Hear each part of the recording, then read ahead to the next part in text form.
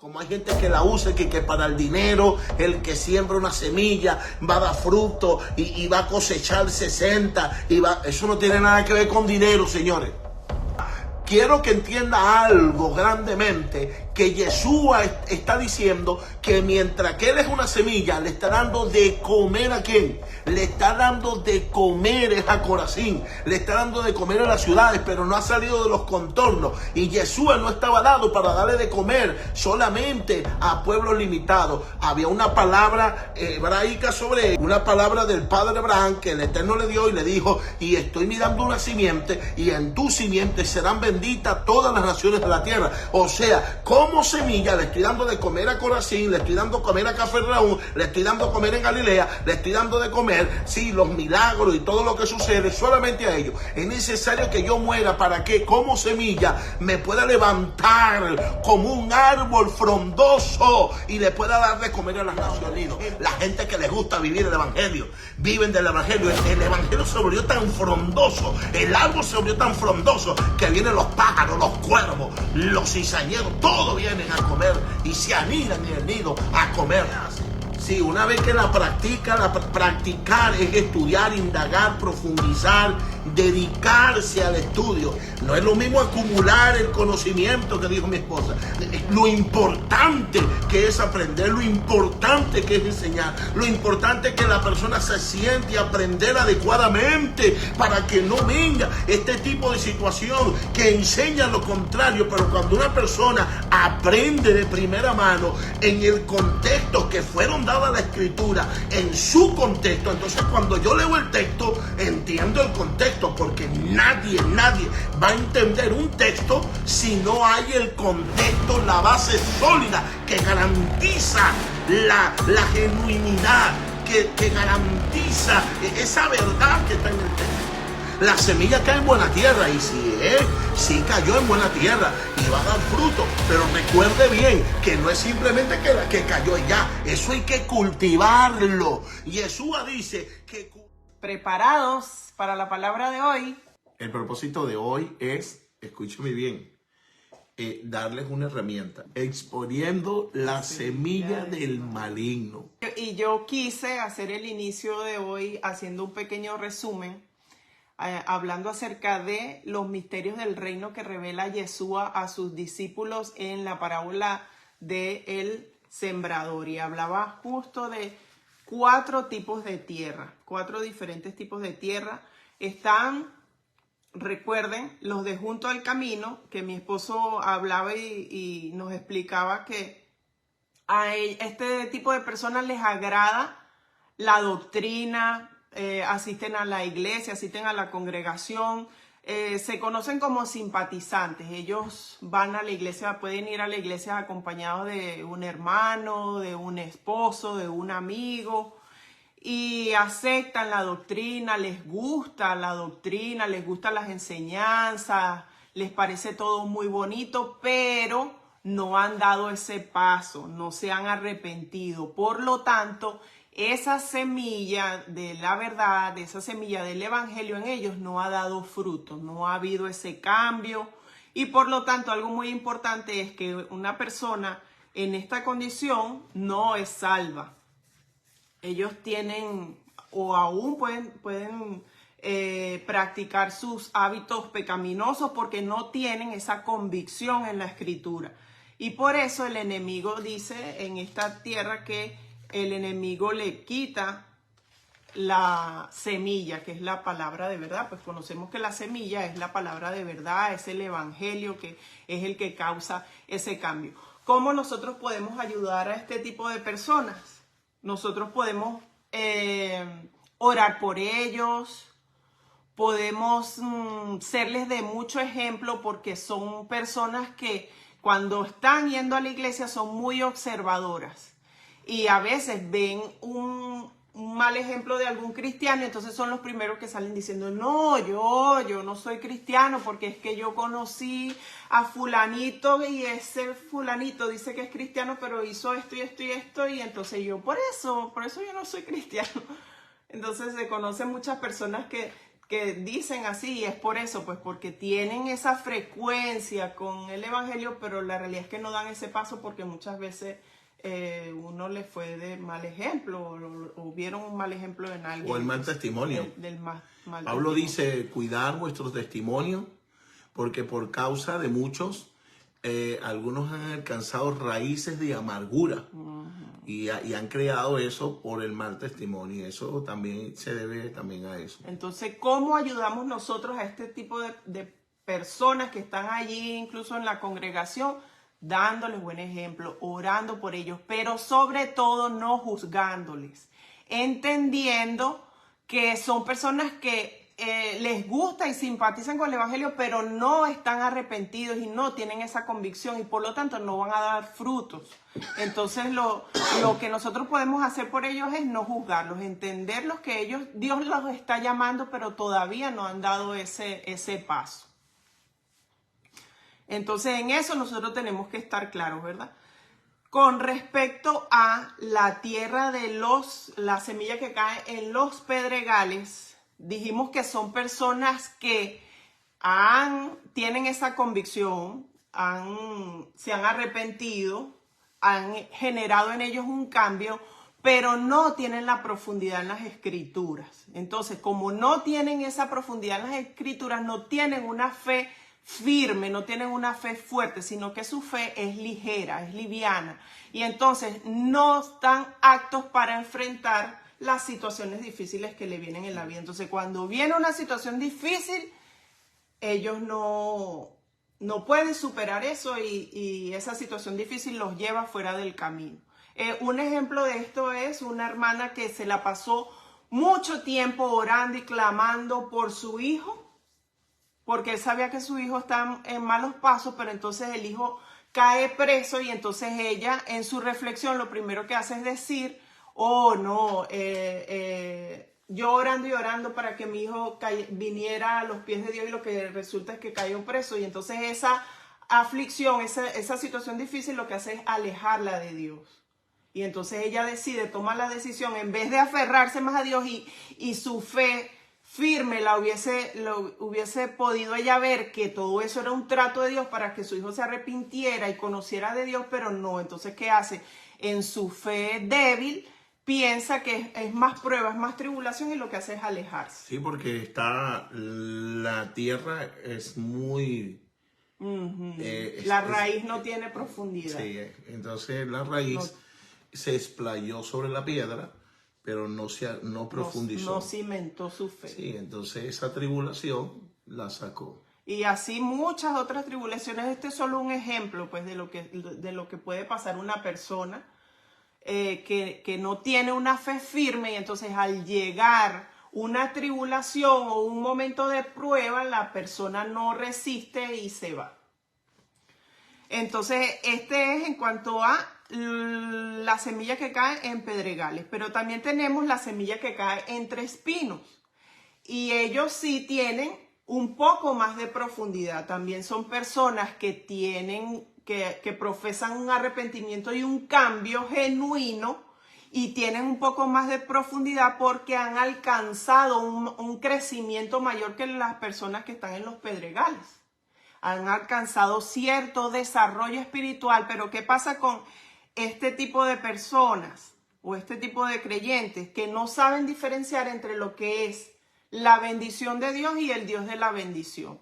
Y entonces ellos, cuando se sienten que están muy bendecidos o se sienten muy prosperados, lo que hacen es inclinarse por los bienes materiales. Ejemplo de esto es una persona que ha trabajado mucho, trabajó mucho y se esforzó mucho por hacer una empresa, por tener su propio negocio. Y entonces resulta que de su trabajo le está yendo tan bien, Dios lo está bendiciendo, pero él se da cuenta que mientras más horas trabaja, más dinero obtiene. Y entonces, ¿qué hace? Ya no dedica el tiempo a congregarse, ya no dedica el tiempo al estudio de la Biblia, ya no dedica el tiempo a su devocional, sino que lo que hace es afanarse, trabajar más y trabajar más porque va a conseguir más dinero, porque va a obtener más dinero. Entonces, ¿qué significa esto? Que descuida su parte espiritual, su relación con Dios, y entonces el afán por las riquezas y por el dinero terminan ahogando su vida espiritual, su desarrollo, su crecimiento. Sin lugar a dudas. Esto es lo que pasa con la semilla que cae entre los espinos. Y entonces llegamos a el cuarto tipo de tierra, que es la tierra buena.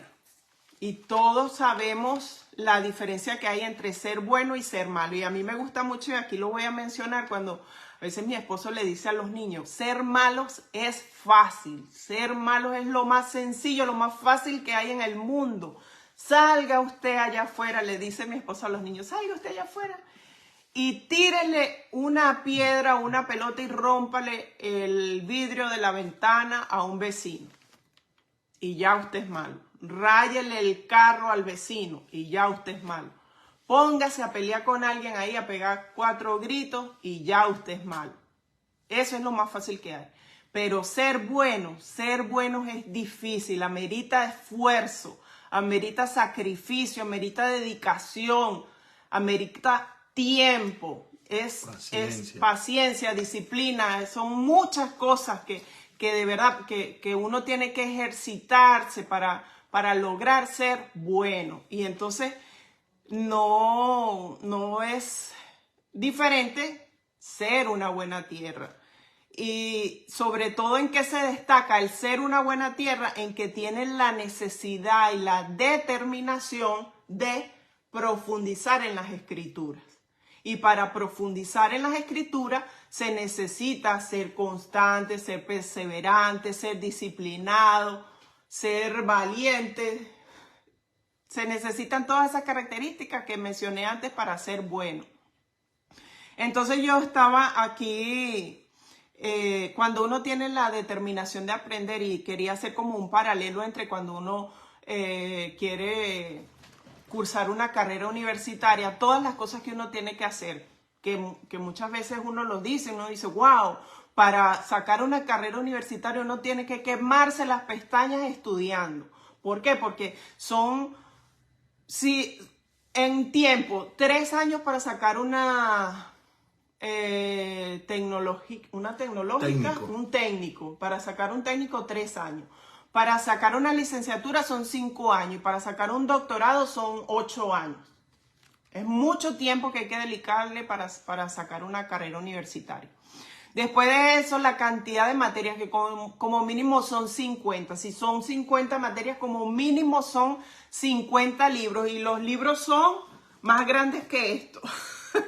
Enormes, grandísimos, que usted se los tiene que leer y no se puede leer la mitad de uno, no tiene que ser completo. Después de eso hay que presentar pruebas, hay que presentar trabajos, hay que ir perfeccionándose, porque los mismos trabajos que presentas en un principio cuando eres novato no son los mismos trabajos que vas a presentar al final. Entonces cada vez son más exigentes los profesores y tú tienes que ir esforzándote y mostrando que tú de verdad estás aprendiendo. Son horas de estudio, horas de práctica, horas de investigación. Hay mucha exigencia para sacar una carrera universitaria, para que tú puedas obtener una profesión. Entonces, imagínese usted cuánto más es la exigencia para hacer una buena tierra. Imagínese usted. De verdad que, y sin embargo, es mucha la exigencia para hacer una buena tierra, pero sin embargo nosotros damos muy poco. Damos muy poco porque muchas veces nosotros vamos a la iglesia, vamos a la congregación y se torna como una relación muy monótona. Siempre estamos haciendo lo mismo, siempre nos sentamos, escuchamos o adoramos en la alabanza, nos sentamos a escuchar la predicación, todo estuvo muy bonito, pero cuando llegamos a la casa se nos olvidó todo y ahí quedó. O muchas veces también, como me decía mi esposo, nos convertimos en acumuladores de conocimiento, que son esas personas que se saben todas las prédicas y que todas las prédicas les gustan mucho y les parecen muy bien. Y de tanto conocimiento, porque llevan tiempo escuchando, tienen mucho conocimiento, que son capaces de refutar una enseñanza nueva que escuchen, pero no la refutan con bases, no la refutan con una razón, teniendo un contexto de lo que ellos están diciendo, sino que solo porque escucharon esto son capaces de decir, oh no, pero eso no es así porque yo escuché esto de este lado, pero no tienen una profundidad.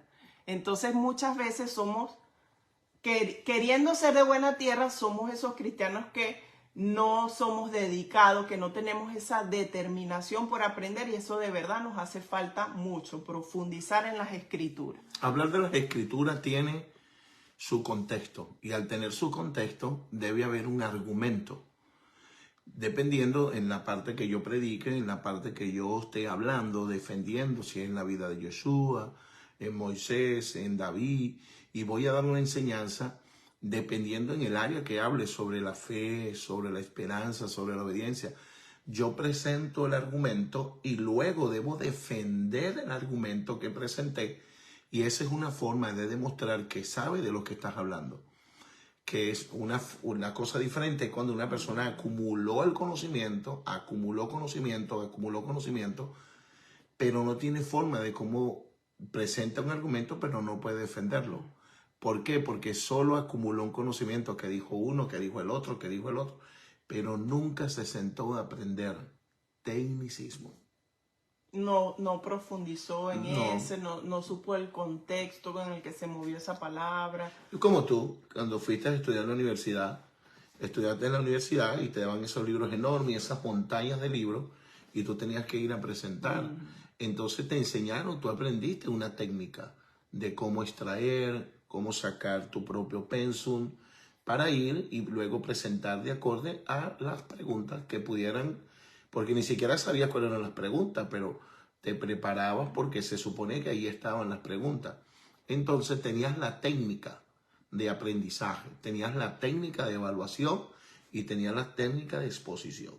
Entonces, obviamente, tenías cómo defender tu argumento, porque eso es lo que es presentar. Entonces, y así mismo es lo que sucede. Pues, igual me pasó a mí, y así sucesivamente. Entonces, uno, obviamente, pues, tú tienes la técnica de cómo defender. Por eso es que muchos cuando dice, te habla, pero no sabe ni siquiera de lo que está hablando. Y cuando le preguntan, yo una vez escuché a una persona hablando, no digo nombre porque no me gusta, y la persona era un evangelista. Y yo le pregunté, ¿tú sabes de lo que hablaste ahí? Porque las palabras que usaste, tú sabes, ¿tú estás seguro que eso quiere decir eso? Eso fue hace muchos años, como 18 años. Y la persona, no, sí, pero tú estás seguro. ¿Cómo así? Le dije, mira, lo que pasa es que lo que dijiste ahí está fuera de contexto. Está fuera de contexto, no está con el contexto, no es lo que dicen las escrituras. Y tú usaste una raíz etimológica que no tiene nada que ver con eso. Y entonces, ¿cómo? Le dije, ve, presentaste un argumento, pero no pudiste defenderlo. Mira, hasta ahora mismo te puse en duda de que lo que diste, y puedo explicarte, y cuando lo expliqué, ¿y ahora qué hago? No, ya terminaste de predicar y todo el mundo estaba gritando. Entonces es necesario profundizar, es necesario de verdad estudiar, es necesario dedicar el tiempo para hacer buena tierra, dedicar el tiempo, prestar atención, leer libros, investigar, indagar, es necesario. Y hoy vamos a profundizar en lo que significa ser buena tierra, en los desafíos que enfrentamos siendo buena tierra, y también los peligros que corremos siendo buena tierra. Y créanme que la enseñanza de hoy es de vida o muerte. Así que no se separen de ese dispositivo o de ese medio donde nos están viendo, porque hay un quinto elemento. Hay un quinto elemento que hasta ahora no lo hemos mencionado, pero que nos interesa mucho, ¿ok? Entonces, bueno, yo le doy el pase a mi amado esposo. Bueno, mis amados, sencillamente, pues, podemos observar nosotros algo muy importante, y es lo primero que quiero que preste atención. que uno del propósito de la semilla de la que habla Yeshua al final, cuando habla y dice que luego el sembrador, pero fue sembrada en buena tierra, dice que cuando él dio la semilla, dice que cayó en buena tierra y dice que dio frutos. El asunto es que Jesús explica la parábola y dice, pero el que fue sembrado en la buena tierra, este es el que oye, entiende la palabra y da fruto. Y dice, dice que cayó a 100, después a 60, después a 30 y así sube. Yo quiero que entienda que, número uno, esa palabra fue escrita ni para usted ni para mí. Esa fue escrita para una audiencia en un momento determinado. Que esa palabra aún ahora trascienda y yo la pueda usar para mí, porque esa palabra no trasciende los tiempos. Yo quiero que entienda y preste atención. No vaya a decir que yo, pero es que no está tirando la Biblia. No, yo no he dicho eso. Inicialmente, nosotros no somos los testigos audibles ni visuales. Inicialmente para lo que se escribió eso. Eso se escribió en una época, en un lugar, un destinatario. Nosotros no somos el destinatario inicial. Y yo quiero que primero se entienda eso.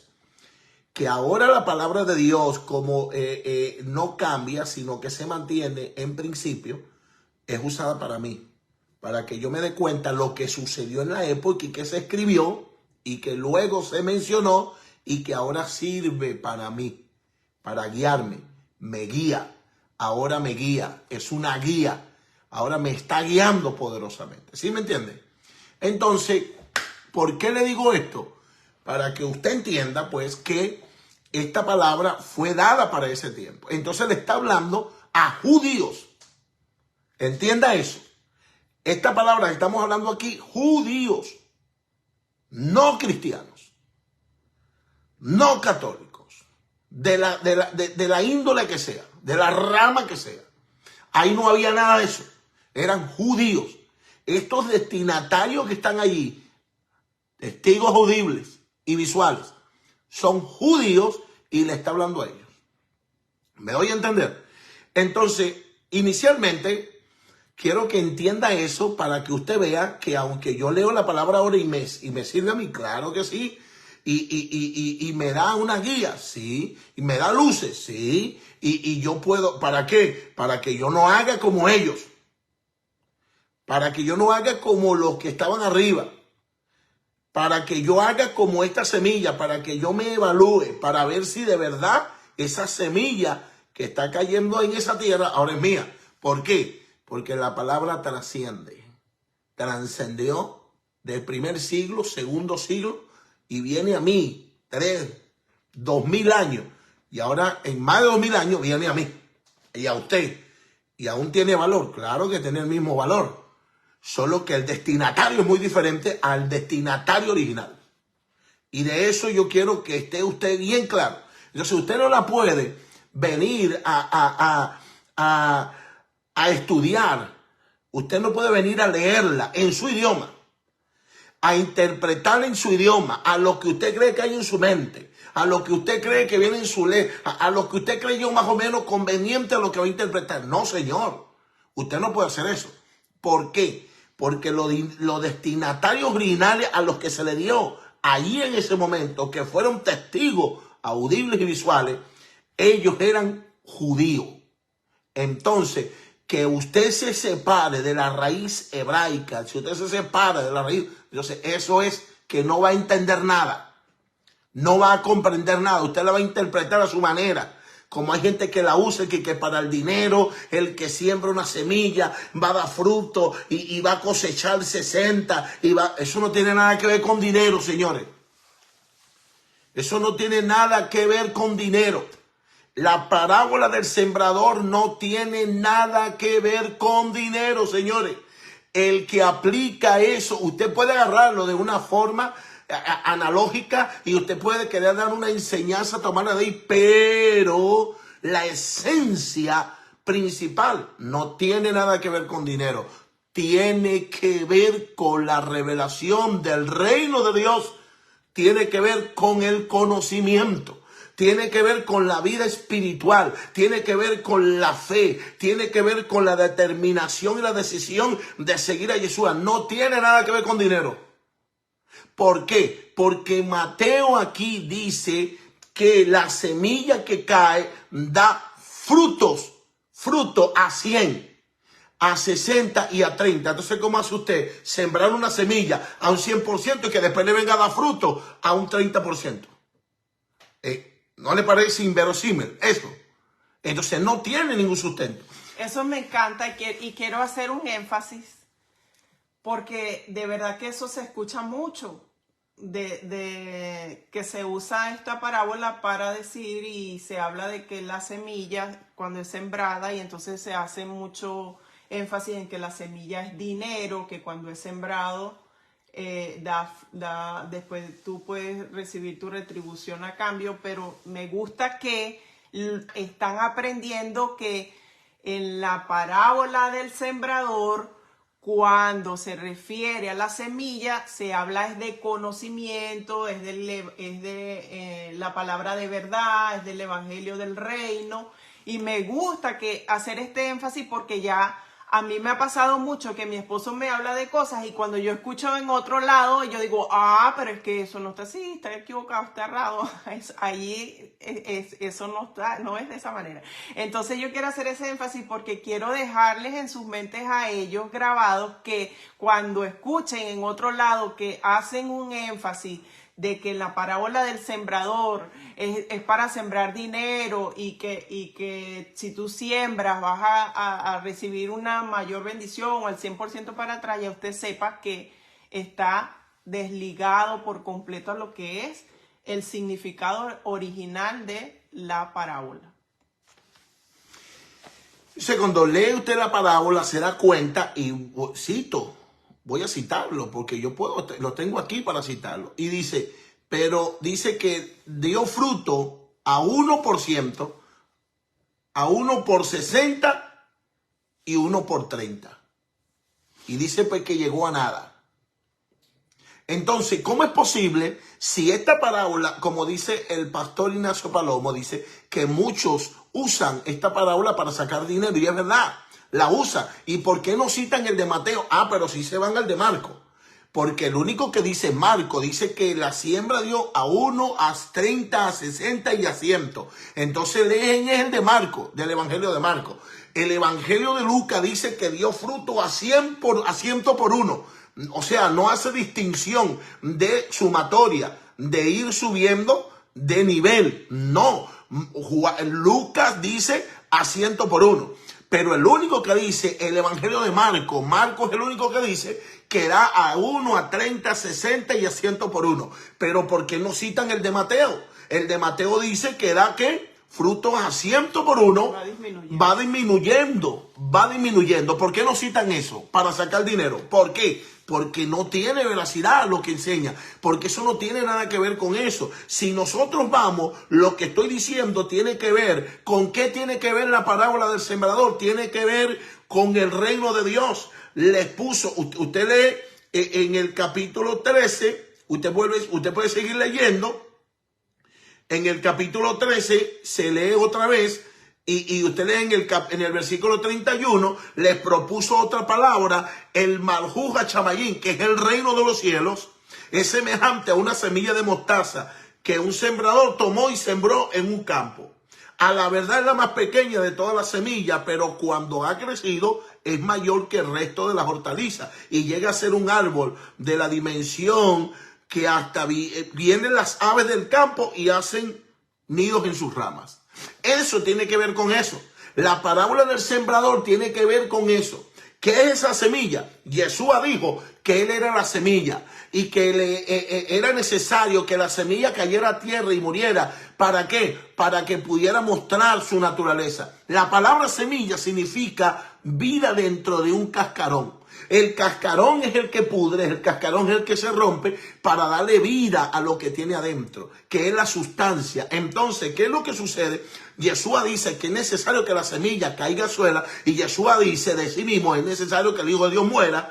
¿Para qué? Para que se cumpla el ciclo de la semilla, que caiga a tierra y luego germine. ¿Por qué? ¿Por qué Yeshua habla en esta posición? ¿Por qué habla con esta alegoría? ¿Por qué está hablando de esta forma simbólica? Porque sencillamente quiero que entienda algo.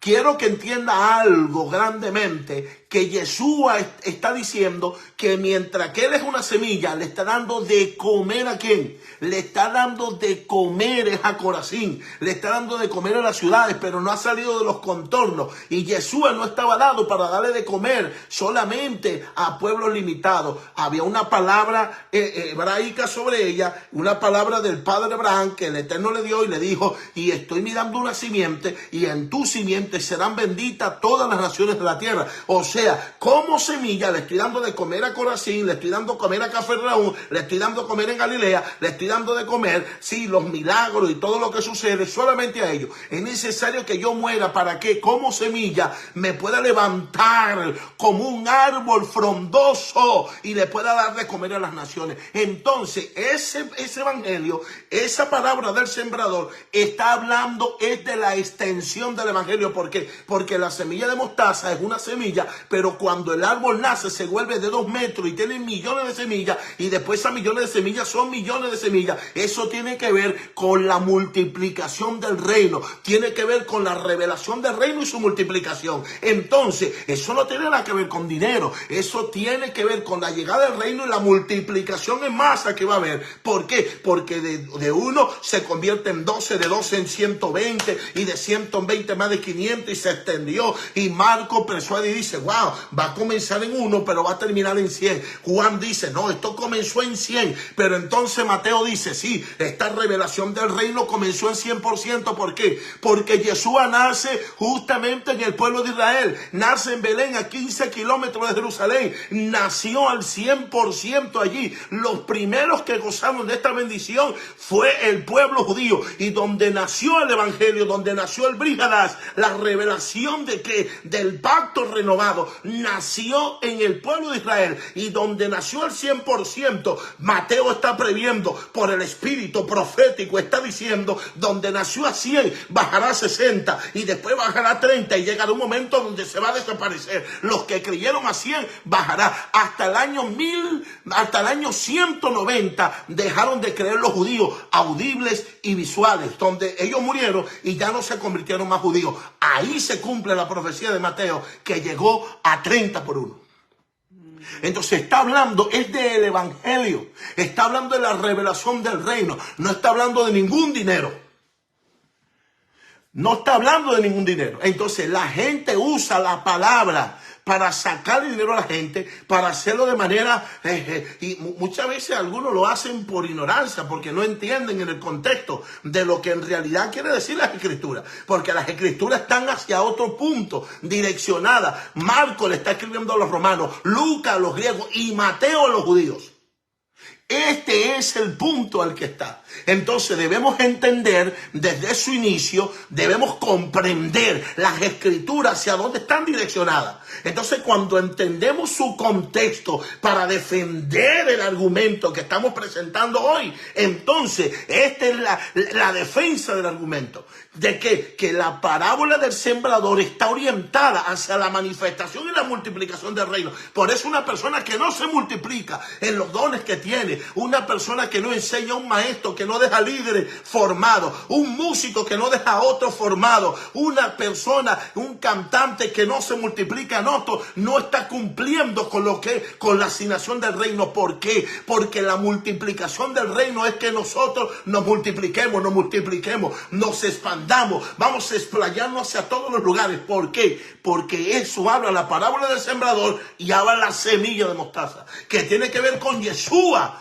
la entrada de la revelación del reino, una semilla que es Yeshua, que cuando resucita se convierte en un árbol, que ahora, mira, está que los pájaros anidados. ¿Quién los pájaros anidados en el nido? La gente que les gusta vivir el evangelio, viven del evangelio. El evangelio se volvió tan frondoso, el árbol se volvió tan frondoso, que vienen los pájaros, los cuervos, los cizañeros, todos vienen a comer y se anidan en el nido a comer. Tremendo. Y tratan de poner las escrituras a su manera para sacarle provecho, porque si hay algo que da mucho es el evangelio. Algo que es fructífero, que todo lo que hace fructifica, es el evangelio. Bendito sea aquellos que le sirven a Dios sin esperar nada a cambio. Alabado sea Dios por la gente que le sirve a Dios de corazón, pero también el buey come de lo que trilla. Ustedes, pastores que están y que trabajan para Dios y han sido de buen testimonio, merecen que ustedes se le dé y que su congregación esté pendiente de ustedes y que le sustente y que le dé, porque el buey come de lo que trilla. Entonces, eso es lo que yo quería aclararle, ese punto, para que se entendiera de manera más clara de que la parábola del sembrador tiene que ver con la semilla de mostaza, pero tiene que ver cuando Yeshua dijo que era necesario que la semilla caiga a tierra, muera y de ahí se levante. Y por eso es que muerte para dar vida, muerte para dar vida, es lo que Yeshua quiere decir. Ese es el proceso de la semilla, muerte para dar vida. ¿Por qué? Porque es una semilla de mostaza y luego se convierte en un árbol de 2 metros. Eso es lo que quiere Yeshua y eso es lo que está en ti y está en mí. La multiplicación del reino quiere decir que hay dentro de ti hay un árbol, y quizás ahora la gente no puede comer los frutos porque ahora estás caminando como una semilla y necesitas morir y caer a tierra para convertirte en ese árbol, para que vengan a comer aquellas personas que en su necesidad están sobre ti. Es necesario morir a este proceso, el proceso para ensanchamiento. Por eso es que se expande y por eso es que Marco dice, wow, aquí comenzó el 1, va a comenzar en los gentiles al 1, al 30 y va a llegar a 100. Ya ellos presagiaron eso. Lucas dijo, no, esto va a llegar al 100 por 1, porque esto no lo detiene nadie. Mateo dijo, no, aquí llegó al 100, pero va a bajar a nada. Entonces, no usemos las escrituras y sacándola de contexto para decir, Dios dijo esto, cuando Dios no dijo eso. Dios no dijo eso. Eso tiene que ver, escúcheme bien, usted que me está escuchando, mi amado. Eso tiene que ver con la expansión del evangelio, con la manifestación del reino y la expansión para salvación y vida eterna, la entrada al mundo por venir, entendernos que hay una cruz y después de esa cruz hay una decisión, una determinación. ¿Para qué? Para que los del camino lo entiendan, los que están al lado del camino comprendan que sin esa cruz no se puede llegar a nada, que los de los pedregales toman la decisión y hagan techubá y entiendan que deben dejar esa vida, y los que están en el espino que abandonen los afanes de la vida y la codicia y se vayan entregados y entender que solo en Dios hay una provisión.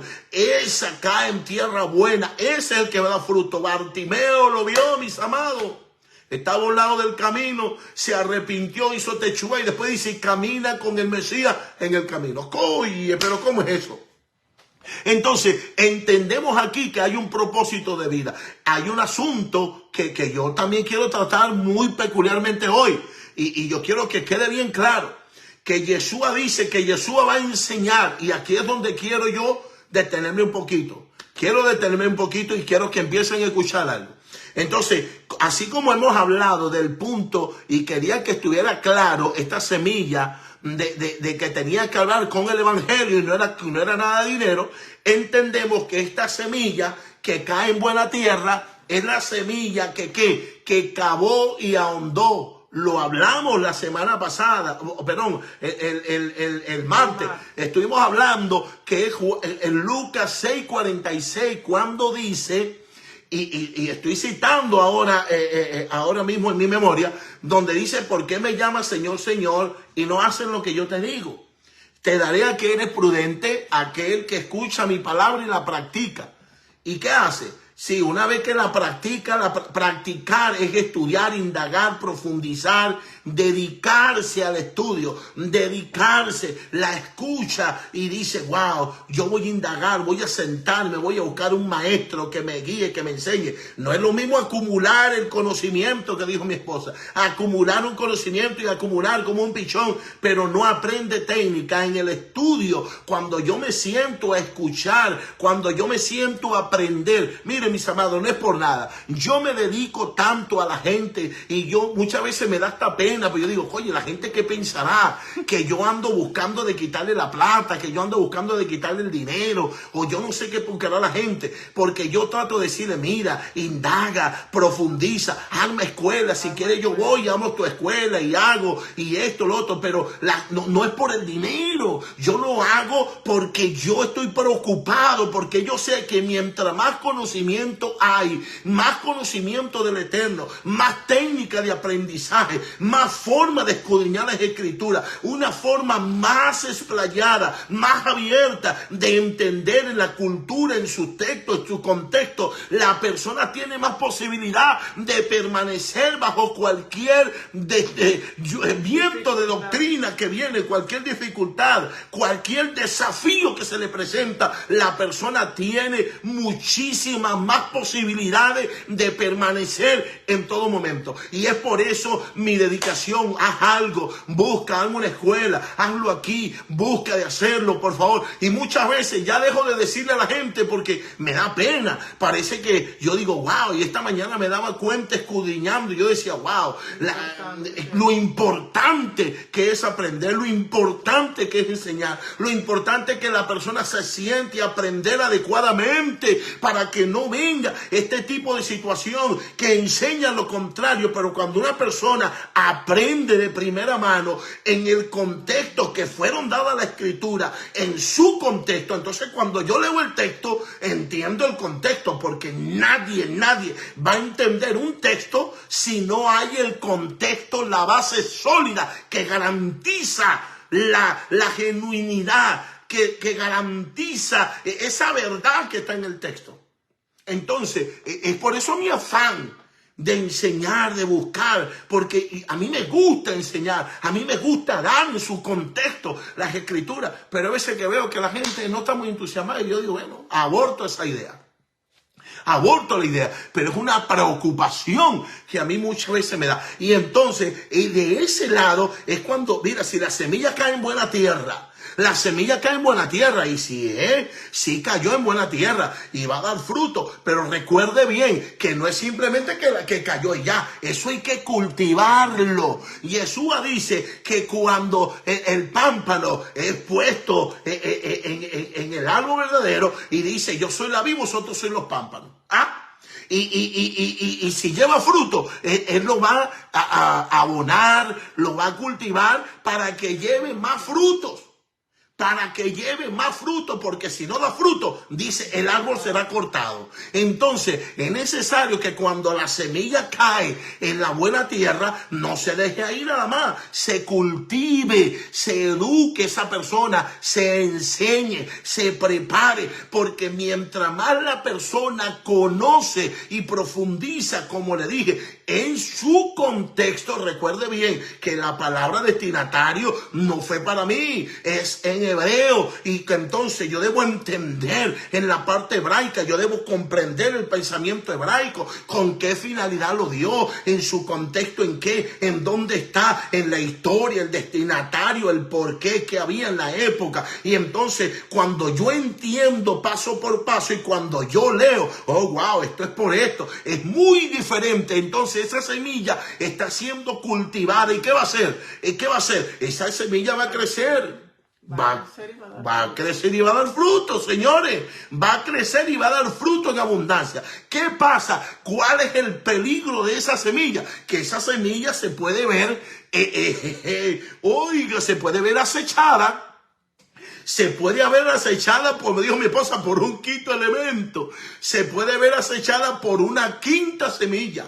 una quinta semilla que no está en esta parábola, pero que sí está en otra parábola y que en analogía de expresión tiene que ver con esto y que se puede ver en problemas y que la semilla que cae en buena tierra se puede ver en una dificultad porque esa quinta semilla es una semilla mala, es una semilla del maligno, es una semilla de maldad y esa semilla de maldad viene con el objetivo de que esa semilla que cayó en buena tierra no crezca, se muera. Es más, quiere que el trigo que está en esa semilla se vuelva tóxico, se vuelva peligroso, se vuelva venenoso. Y cuando eso pasa, hay un problema grave. Y de ahí es donde yo quiero contarles una cosa. Y yo quiero contarles porque ciertamente nos podemos ver en la gran y triste realidad.